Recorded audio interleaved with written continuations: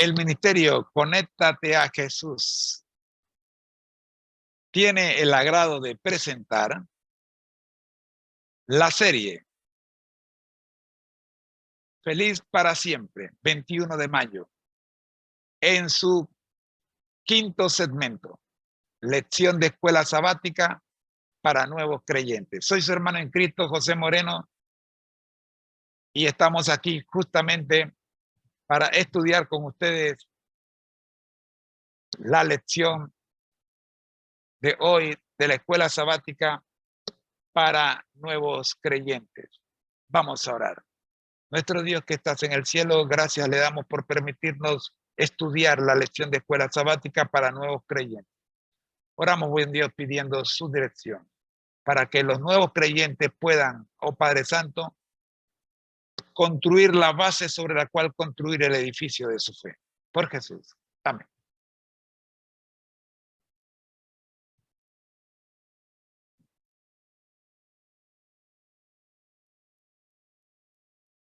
La lección de Escuela Sabática para Nuevos Creyentes, en su segundo trimestre, se titula Crecer en Jesús. Estamos ya en la lección número 8, cuyo título es Crecer en la Iglesia. Para esta lección, como todas las lecciones, también tenemos preguntas. Y las preguntas para esta semana son las siguientes.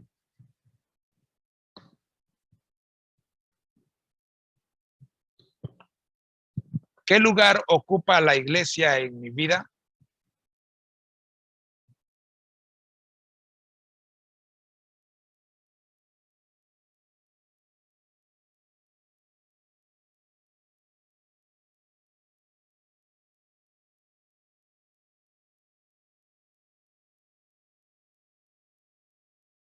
Aquí está. ¿Cuál es mi lugar en la vida de la iglesia? ¿Qué me ofrece la iglesia para que yo crezca a semejanza de Cristo?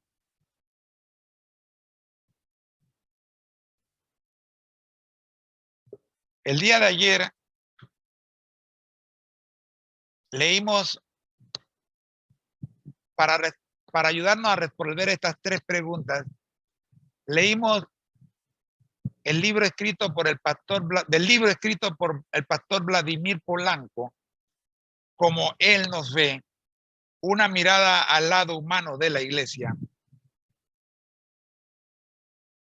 La primera mitad, o sea, la primera parte, o así lo digo, la mitad del capítulo 9, titulado Asimismo se dieron.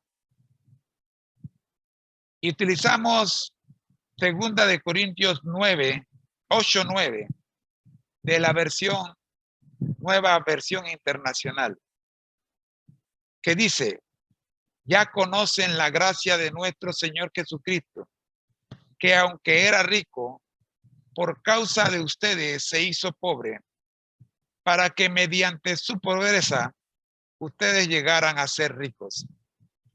Acá vimos la experiencia de Dan Price, un empresario millonario que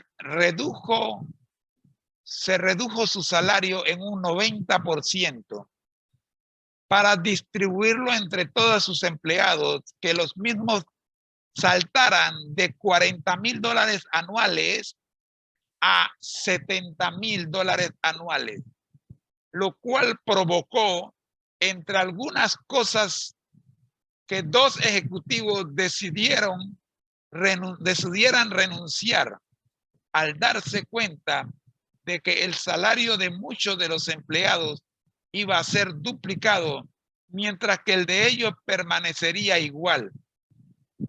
Clara consecuencia de la influencia de una sociedad que glorifica la codicia apoyándose en la idea de la meritocracia.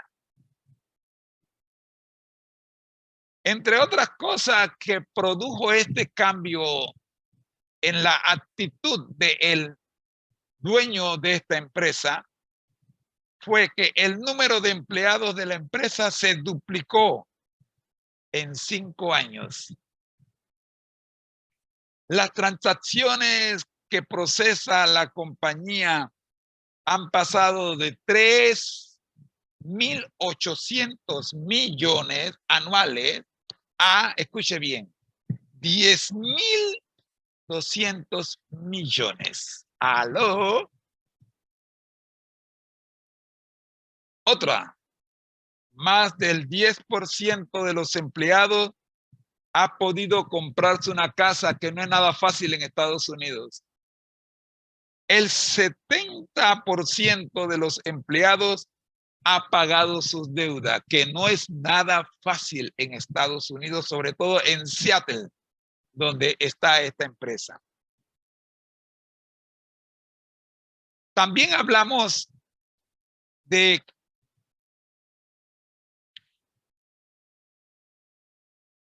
dijimos que Dan Price estuvo dispuesto a recibir mucho menos para que sus empleados pudieran recibir más. Él constituye un vivo ejemplo de que no todos los seres humanos viven para glorificar la codicia, que hay mucha gente capaz de desprenderse de lo que tiene para ayudar a otros. Las preguntas que tenemos que resolver esta semana son: ¿qué lugar ocupa la iglesia en mi vida? ¿Y cuál es mi lugar en la vida de la iglesia? ¿Qué me ofrece la iglesia para que yo crezca a semejanza de Cristo? La respuesta que el pastor Vladimir Polanco nos da es: así mismo se dieron. Dan Price se dio a sí mismo y su empresa creció, se triplicó. ¿Qué motivó a este joven empresario a dar semejante ejemplo de abnegación? ¿Cuál es mi lugar en la vida de la iglesia? ¿Qué me ofrece la iglesia para que yo crezca a semejanza de Cristo? ¿O qué le ofrezco yo a la iglesia para crecer a semejanza de Cristo? No es lo mismo, ni se escribe igual. Darse cuenta de la necesidad de las personas que trabajan para él. Por más impresionante que haya sido la decisión de Dan Price, lo cierto es que el más grande ejemplo de sacrificio que alguna vez haya conocido la humanidad ocurrió hace más de 2000 años, cuando el Hijo de Dios dejó las riquezas del cielo para venir a la pobreza de la tierra. ¿Qué lo indujo a realizar tan asombroso acto de abnegación? Pues nuestra gran necesidad. Elena G. de White dice en El deseado de toda la gente, página 286, capítulo 32, nuestra gran necesidad es lo único que nos da derecho a la misericordia de Dios.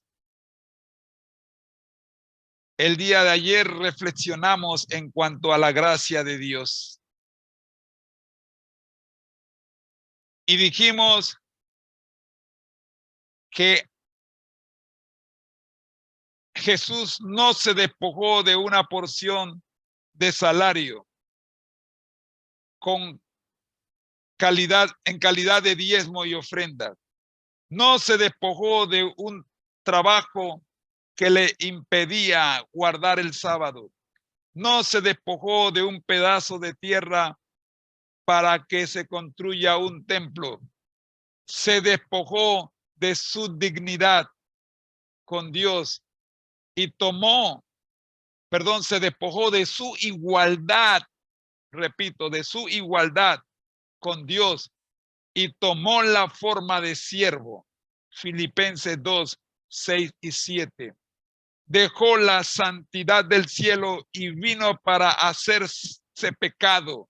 Segunda de Corintios 5, 21. Se hizo pecado, le hizo pecado. Dejó un lugar bendito y descendió a nuestro mundo para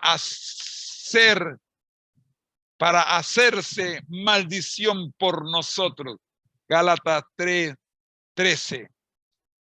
No, la pobreza de la que nos habla el texto bíblico es en el sentido de que el Salvador, Jesús, echó a un lado toda la riqueza que legítimamente le pertenecía y escogió la pobreza que nos correspondía a nosotros para que nuestra situación experimentara un cambio radical. Nuestro Señor, primero, dejó de lado sus derechos para satisfacer nuestras necesidades. Y segundo, descendió a la tierra para que nosotros pudiésemos ser elevados al cielo. La pregunta que dejamos el día de ayer fue, ¿será que comprendemos el alcance de la pobreza que el Hijo de Dios decidió asumir por ti y por mí? Esto último lo resalta la segunda parte del texto para este capítulo, segunda de Corintios 8:9. Según la Nueva Versión Internacional, dice, para que mediante su pobreza ustedes llegaran a ser ricos. Cristo se despojó para que yo tuviera, se hizo maldito para que yo fuera bendecido. Se hizo siervo para que yo fuera libre. Se hizo pecado para que yo fuera santo. Cristo se hizo lo que yo soy, lo que soy yo, para que yo fuera lo que Él es. Es un cambio que no tiene lógica y es que precisamente la gracia es ilógica. En realidad, Pablo está describiendo el gran intercambio. Cristo toma lo que nosotros tenemos, pobreza, y nosotros recibimos lo que Él tuvo, riqueza. Elena G. de White explica este intercambio de la siguiente manera. Cristo fue tratado como nosotros merecemos a fin de que nosotros pudiésemos ser tratados como Él merece. Fue condenado por nuestros pecados en los que no había participado a fin de que nosotros pudiésemos ser justificados por su justicia en la cual no habíamos participado. Él sufrió la muerte nuestra a fin de que pudiésemos recibir la vida suya. El deseado de toda la gente, capítulo 1, página 16. La gracia de Cristo no consistió en pedir, sino en dar. La vida cristiana no consiste en una experiencia espiritual en la que nosotros sentimos que le damos a Dios. Todo lo contrario, el centro mismo de la mayordomía cristiana radica en lo que nosotros hemos recibido y continuamos recibiendo de Dios. Y cuando damos, sea lo que sea, es nada en comparación con la riqueza eterna que recibimos gracias a que Cristo tomó nuestra pobreza. De hecho, parte de nuestra pobreza se debe a nuestro afán desmedido por encontrar las riquezas terrenales, en tanto que perdemos las riquezas celestiales. Porque los que quieren enriquecerse caen en tentación y lazo y en muchas codicias necias y dañosas que hunden a los hombres. Primera de Timoteo 6:9. La riqueza de Cristo es lo único que puede eliminar la pobreza que conlleva suponer que ser rico es acumular más y compartir menos. Amigo mío, que me escuchas, ¿te estás dando cuenta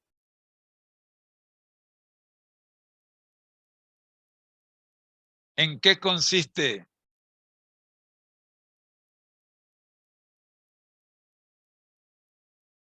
tu participación en la vida de la iglesia?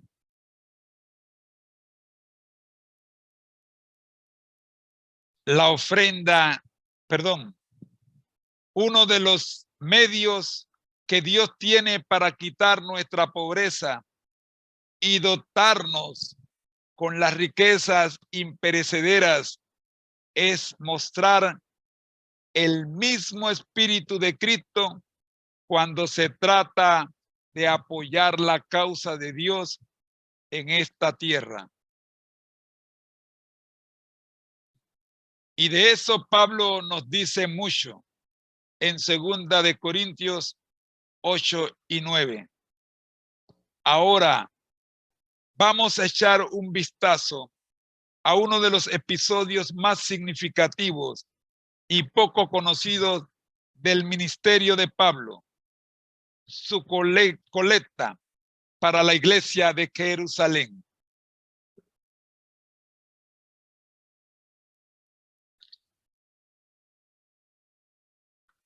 La ofrenda que Dios espera.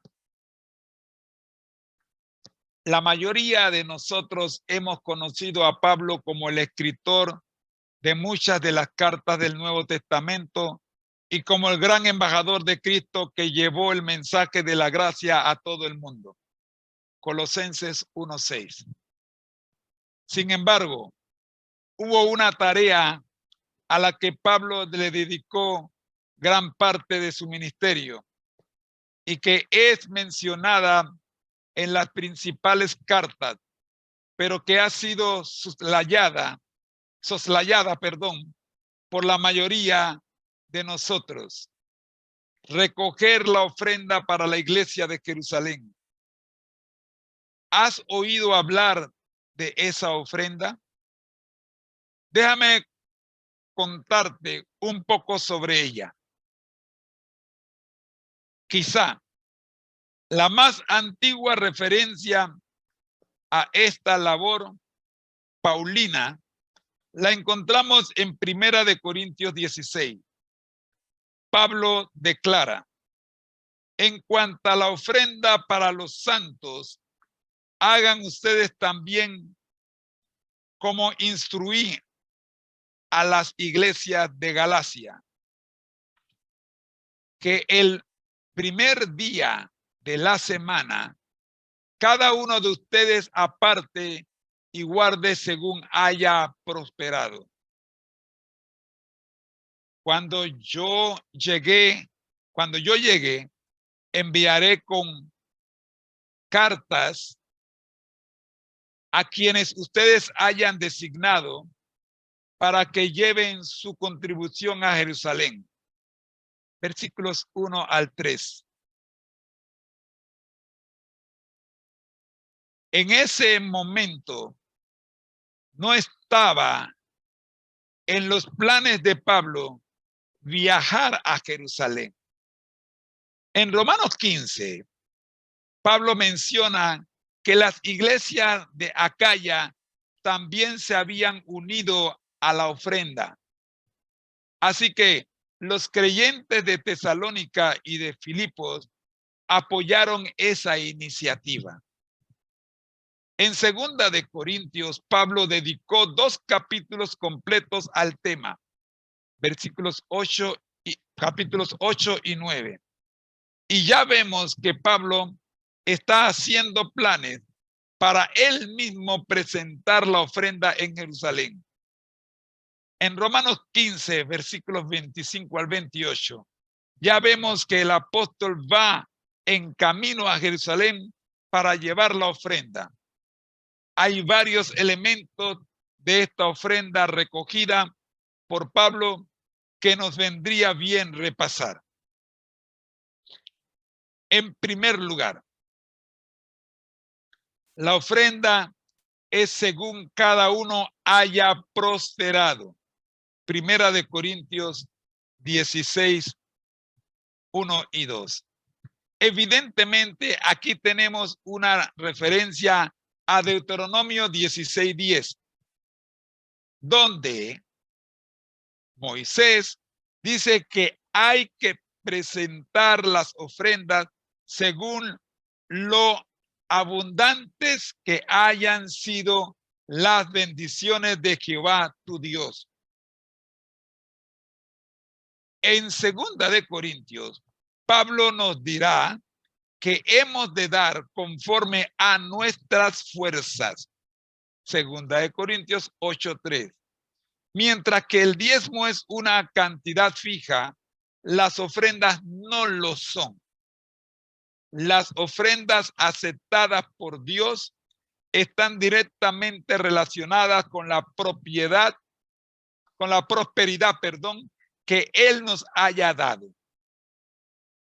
En ese sentido, la grandeza o la pequeñez de la ofrenda no la determina la cantidad real, sino la proporción que tenga con lo que Dios te ha dado. En segundo lugar,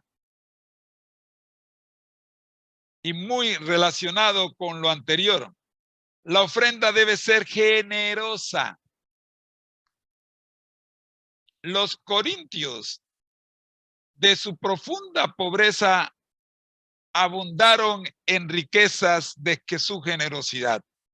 2 de Corintios 8:2. La calidad de la ofrenda no la determina la cantidad, sino la riqueza de generosidad que la acompañe. Es una pena suponer que la ofrenda es una exigencia de la iglesia. Para Pablo, la ofrenda es una muestra de generosidad. 2 de Corintios 9:5. Es en este contexto que declara: el que siembra escasamente, también segará escasamente. Y el que siembra generosamente, generosamente también segará. 2 de Corintios 9:6. Esa generosidad fue resultado de su gozo. En tercer lugar, ofrendar es un privilegio. Los corintios le pidieron a Pablo con muchos ruegos el privilegio de participar. 2 de Corintios 8:4. La palabra traducida como privilegio es charis, que también se traduce como gracia. Ofrendar es un acto de gracia. Ofrendar no es un medio para que todos sepan de mi benevolencia, sino un acto mediante el cual reflejo la semejanza divina. En cuarto lugar, la ofrenda pone de manifiesto nuestro amor. La ofrenda de los corintios hizo evidente la sinceridad del amor. Amar es dar. Cuando ofrendo, estoy haciendo visible mi amor por Dios y por mis semejantes. Dios ama al dador alegre. Segunda de Corintios 9:7. En quinto lugar,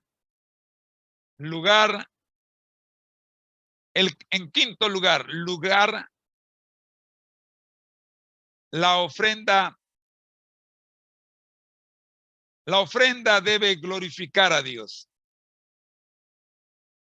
La ofrenda de los corintios, Pablo la administraba para gloria del Señor mismo.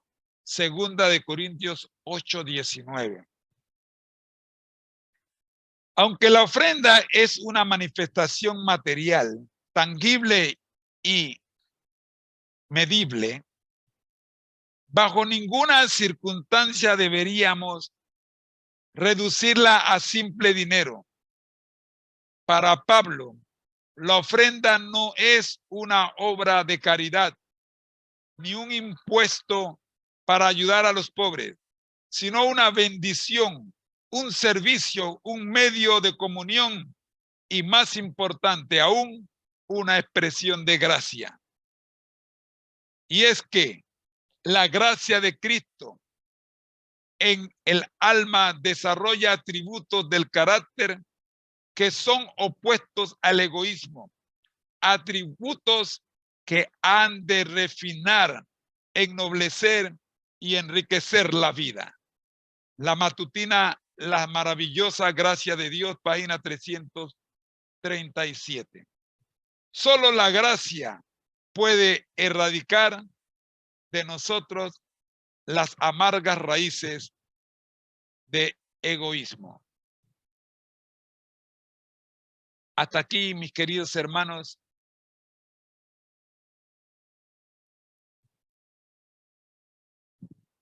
La invitación es para que pongamos en práctica estos 5 principios que hemos presentado hoy sobre la ofrenda. La ofrenda es según cada uno haya prosperado. La ofrenda debe ser generosa.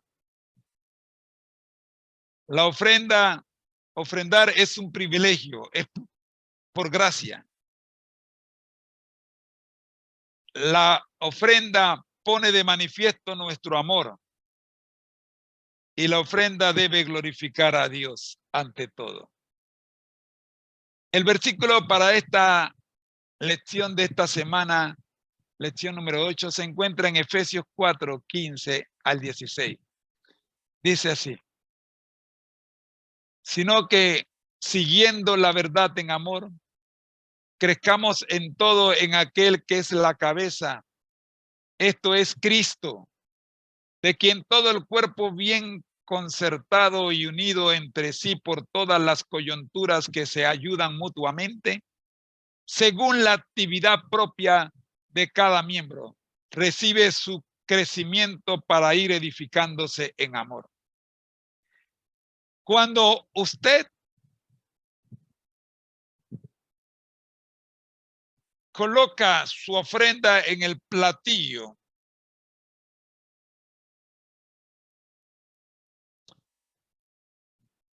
este versículo se hace realidad.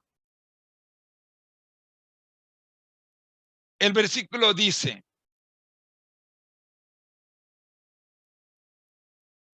de quien todo el cuerpo, bien concertado y unido entre sí, por todas las coyunturas que se ayudan mutuamente, según la actividad propia de cada miembro, recibe su crecimiento para ir edificándose en amor. Yo recibí 2 talentos, los puse en acción y se multiplicaron, se duplicaron. Con esa ganancia, tomé una porción de ella proporcional a la ganancia, a la recibida. Y con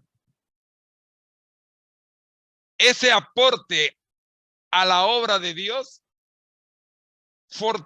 se fortalecieron mis coyunturas, porque yo soy la iglesia. Cuando doy, me fortalezco yo. Si bien se fortalece el que recibe, se fortalece más el que da. El versículo termina diciendo, recibe su crecimiento para ir edificándose en amor. Bendito Dios.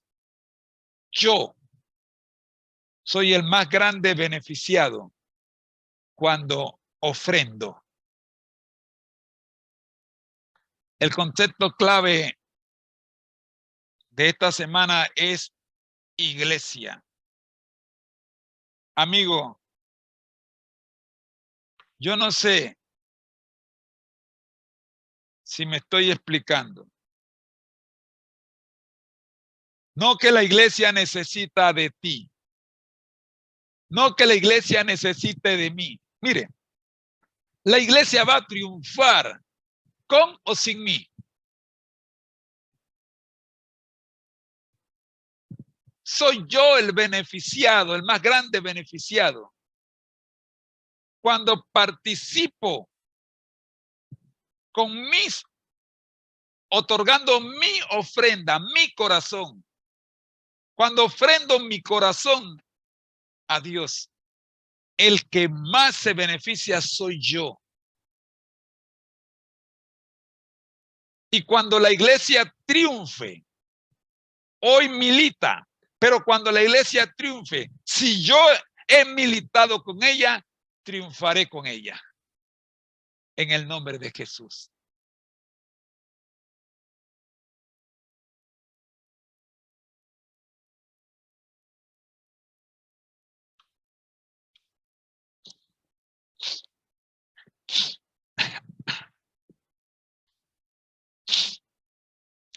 Algunos de nosotros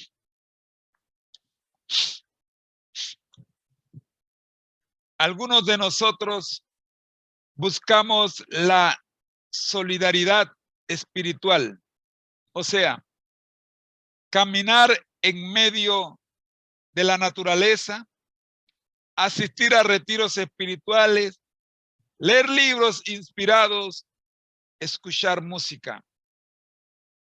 Esta semana aprenderemos que para que el crecimiento sea verdaderamente bíblico y efectivo, el proceso debe incluir al cuerpo de Cristo, es decir, a la iglesia.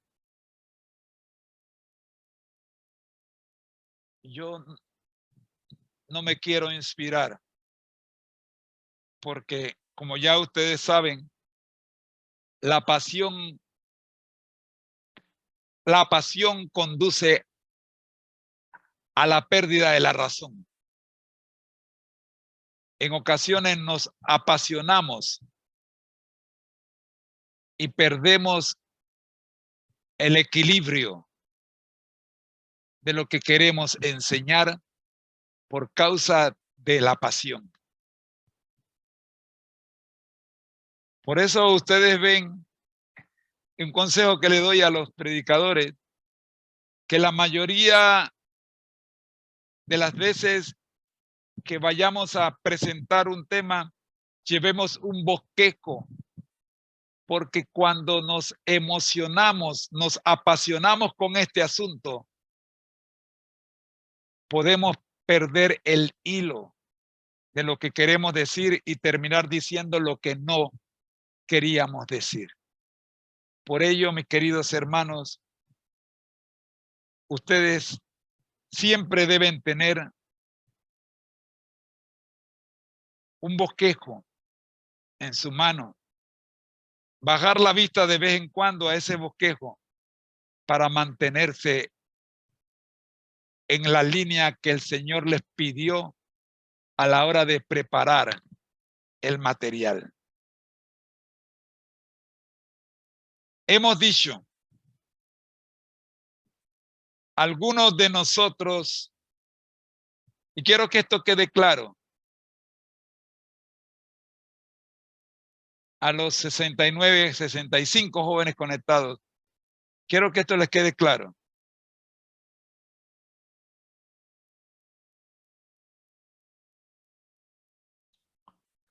Déjame que se les congeló la imagen. Ya la descongelamos. Bien. Miren, quiero que esto les quede claro. Voy a leerlo textualmente por la necesidad de que quede claro. Algunos de nosotros buscamos la solidaridad espiritual. 2 puntos. ¿Qué es la solidaridad espiritual? Caminar en medio de la naturaleza, asistir a retiros espirituales, leer libros inspirados, escuchar música. Esta semana aprenderemos que para que el crecimiento sea verdaderamente bíblico y efectivo, el proceso debe incluir al cuerpo de Cristo, es decir, a la iglesia. Ahora sí, viene mi comentario. La Biblia no presenta ningún ministerio llamado Cristo solo. Tu ministerio tiene que estar ligado con el cuerpo de Cristo para que reciba la bendición de Cristo. Hoy día se están promoviendo enorme cantidad de ministerios independientes que se hacen a sí mismos de grandes beneficios que en nada contribuyen con el cuerpo de Cristo. Dios quiera y mis palabras no sean sacadas de contexto. Vamos con el testimonio de la semana, y para poder entender el testimonio de esta semana necesitamos ver el testimonio de la semana pasada, que es donde está la primera parte.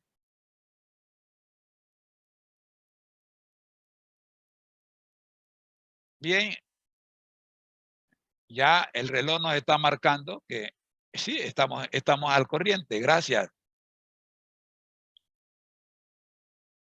Bueno, no, tranquilo, tengo 15 minutos. Muy bien, mis hermanos, vamos a dedicarle estos minutos a el testimonio de la semana. Recuerden que el testimonio de la semana es el segmento titulado Jesús aquí y ahora, que viene en la cartilla para nuevos creyentes. Toda la semana existe este segmento los días domingos. Jesús aquí y ahora. El título del segmento es El tierno vínculo. Ese es el título de la semana pasada, y el de esta semana es El vínculo se hace más fuerte. ¿De qué estamos hablando? Escuchemos. El pequeño Braulio tuvo que permanecer en el hospital durante 5 meses. Los médicos dijeron que padecería problemas de desarrollo y deficiencias mentales. A los 5 años, los padres lo llevaron a varios especialistas que diagnosticaron un caso de autismo. ¡Wow! ¿Recuerdan la historia que estudiamos la semana pasada del pequeño Braulio con autismo? La dificultad de cuidar a Braulio suscitó gravísimos problemas en la relación matrimonial de sus padres, lo cual finalmente los llevó al divorcio. Miren, estoy orando por la vida de uno de mis mejores, por la familia de uno de mis mejores amigos, quien en carne propia han tenido que enfrentar este problema. Y cuando estudiamos esta este testimonio la primera vez, no conocíamos del problema de mi amigo, pero él mismo nos narró en un encuentro virtual que tuvimos la situación por la que estaba pasando. No es nada fácil este tipo de problemas, pero ¿cómo enfrentarlo? De eso se trata la lección de esta semana, de la semana pasada y de esta semana.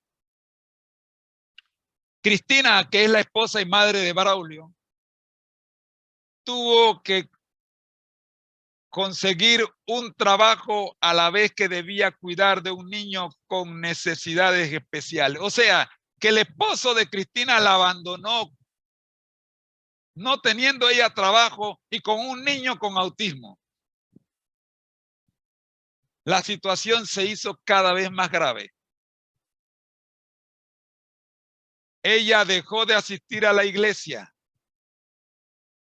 O sea, eran adventistas del séptimo día. Debido al inquieto comportamiento de Braulio. Un sábado, el papá de Cristina, y aquí viene, alguien tiene que tener la cabeza bien puesta. Ante la situación, no se puede perder la razón. En medio de la desesperación hay que mantener la calma. El papá de Cristina le preguntó, ¿por qué estás enojada con Dios? Excelente pregunta. Por lo que Él me ha hecho, respondió Cristina. ¿Él te hizo algo? ¿No será más bien que Él te ha dado algo? Le preguntó su padre. Probablemente te ha confiado este angelito, refiriéndose a Braulio, para ver cómo cuidarías de él. Algún día, Braulio hará sonreír a la gente. Wow. Wow. Déjame saber tus comentarios, por favor, sobre esta historia. En el segundo acto de esta historia, un día, Raúl, un nuevo compañero de trabajo, se unió a la oficina de Cristina. Pero después de unirse al equipo de trabajo, Raúl la invitó a almorzar. A partir de entonces, se convirtieron en compañeros de la hora de almuerzo.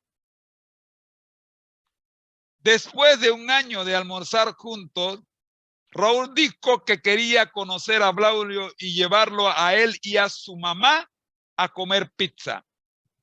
Estoy tratando de morderme la lengua para no hacer comentarios sobre lo que está escrito. Ustedes me perdonan.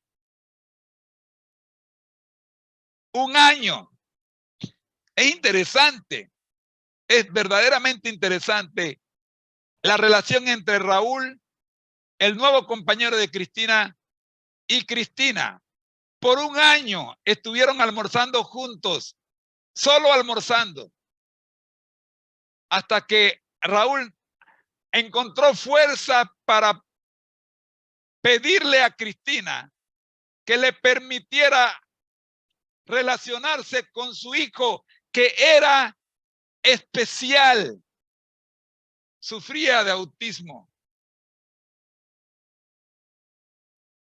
Hay fundaciones en casi todos los países del mundo que ayudan a familias con este tipo de problema.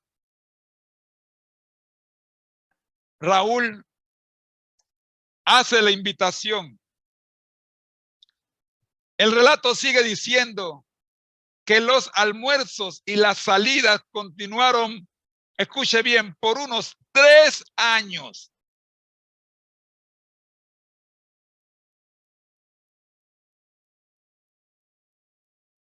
Tres años.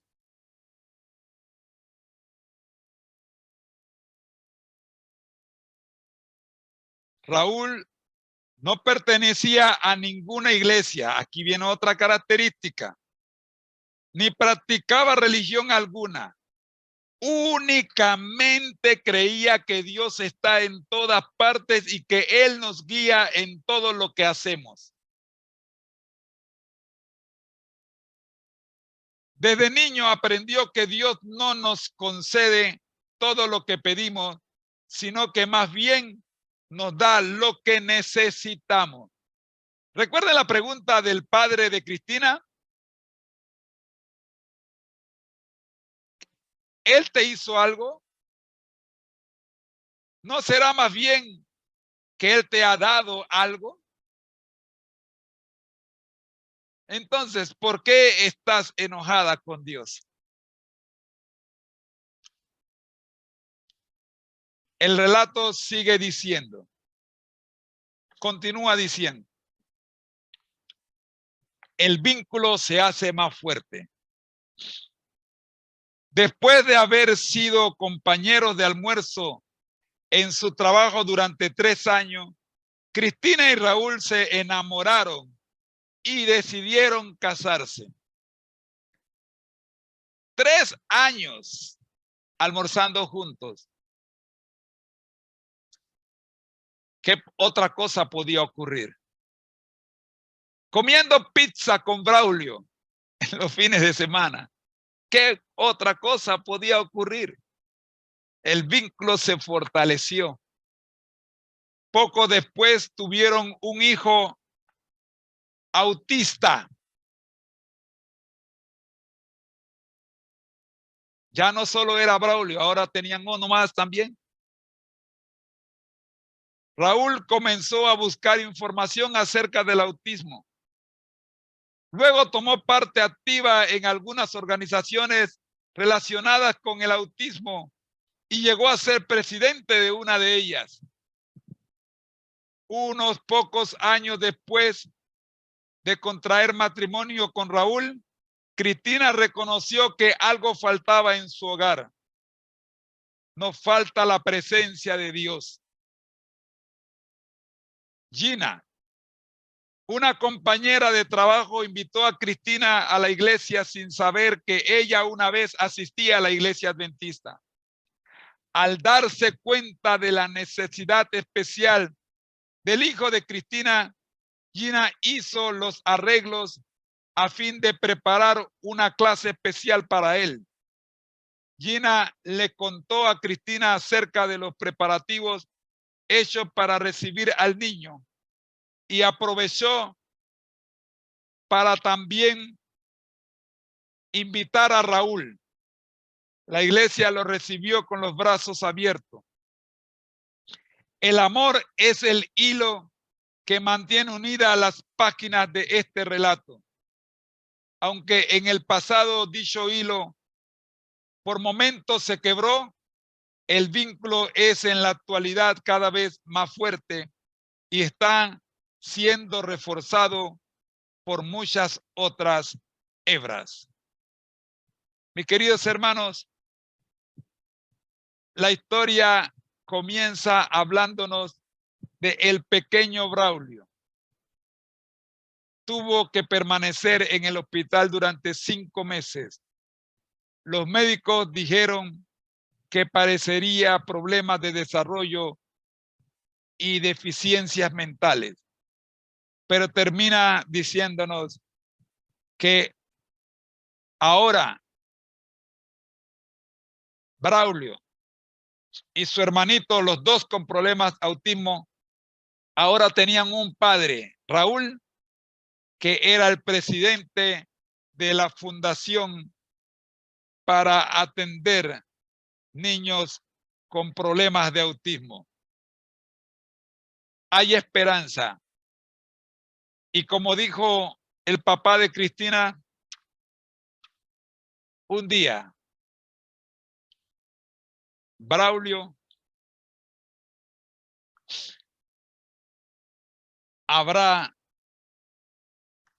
algún día Braulio hará sonreír a la gente. Yo he conocido niños con autismo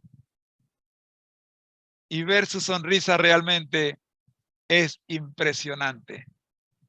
Amigos, te invito a que pongas en tu oración a Cristina, sus hijos y su familia, y a todos los amigos que conozcas que tienen este problema en sus hogares, porque realmente no es un problema, que gozan de esta bendición de Dios, con la cual, como dice la lección y como dice el título del libro, como Él nos ve,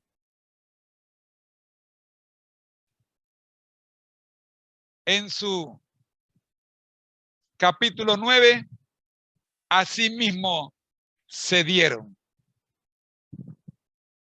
Dios nos ha dado un regalo para ver cómo nosotros lo cuidamos. ¿Te sumas al equipo? Gracias, Señor, le damos por permitirnos en esta hora el estudio de la lección de escuela sabática para nuevos creyentes. Nos gozamos en ella, Señor, y oramos por Cristina, por Braulio, por su nuevo hermanito y por Raúl, el padre de ambos, para que juntos como familia puedan ayudar a muchas otras familias que también tienen problemas de autismo. Oramos, oh Dios, para que la bendición de Cristina nos sirva a nosotros de ejemplo para saber que las bendiciones no son problemas, son momentos en el que el Señor nos proporciona un elemento para fortalecer nuestro crecimiento en camino al cielo. Por Jesús. Amén. Te esperamos el día de mañana, cuando veremos Jesús provee para una segunda generación. Bendiciones. Llegamos así al final del segmento titulado Escuela Sabática para Nuevos Creyentes. Y te invitamos para que te quedes con nosotros para nuestro último y más preciado segmento. Mientras tanto, por favor, suscríbete si no lo has hecho a cualquiera de nuestros canales donde nos estás escuchando. Nos encontramos en YouTube bajo Seminarios Tisu. En Instagram bajo Seminarios Tisu. Digo, en Twitter bajo Seminarios Tisu. En Instagram bajo José AM Fotos. En Facebook bajo José AM. En WordPress bajo Clases Privadas. En Tumblr bajo Seminarios Tisu. Y en nuestra plataforma principal bajo Seminarios Tisu. Te esperamos.